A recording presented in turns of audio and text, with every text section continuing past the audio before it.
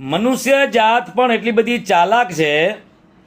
મનુષ્ય જાત એટલી બધી ચાલાક છે કે તમામ ખરાબ કૃત્યો મનુષ્ય કરે, અને જ્યારે એ મનુષ્ય ખરાબ કૃત્ય કરે ત્યારે એને બિરુદ છે ને એ પશુના નામથી આપવામાં આવે,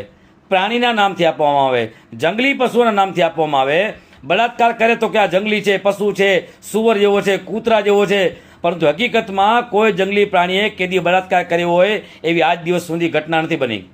કોઈ જંગલી પ્રાણીએ ચોરી કરી હોય તો તમે મને કહો, કોઈ જંગલી પ્રાણીએ કોઈને છેતરપિંડી કરી હોય તો મને કહો, કોઈ જંગલી પ્રાણીએ કોઈનું હડપી લીધું હોય તો મને કહો, કોઈ જંગલી પ્રાણીએ કોઈને બ્લેકમેલ કર્યા હોય તો મને કહો,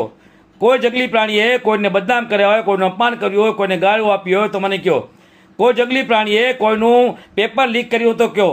કોઈ જંગલી પ્રાણીએ કોઈનું ખાતું સાફ કરી નાખ્યું હોય તો કહો, કોઈ જંગલી પ્રાણીએ કોઈના ઉપર અત્યાચાર ગુજાર્યો હોય તો કહો, કોઈ જંગલી પ્રાણીએ કોઈની સરેઆમ હત્યા કરી હોય તો કહો.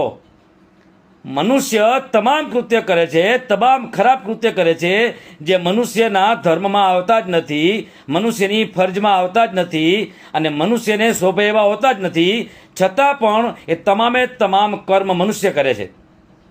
અને છતાંય એ મનુષ્ય જ્યારે કર્મ કરે છે તો એને બિરુદ આપવામાં આવે છે જંગલી પ્રાણીઓનો.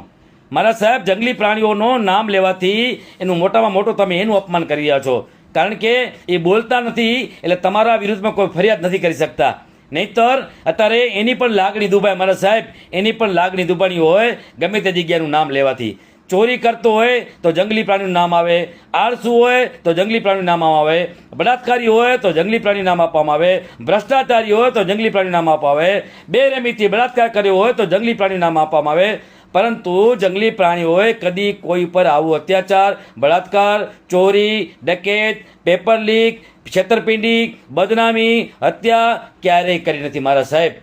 આ તમામે તમામ કર્મ મનુષ્ય કરે છે, અને મનુષ્ય જાત એટલી તાકાતવાર અને એટલી બધી છે કે પ્રાણીઓને એનું નામ બદનામ કરીને એનો સમાવેશ કરવામાં આવે છે, પોતે ત્યાંથી નીકળી જાય છે. આવો ચાલાક સમાજ છે, ચાલાક સમાજ એ માનવ જાત સમાજ છે.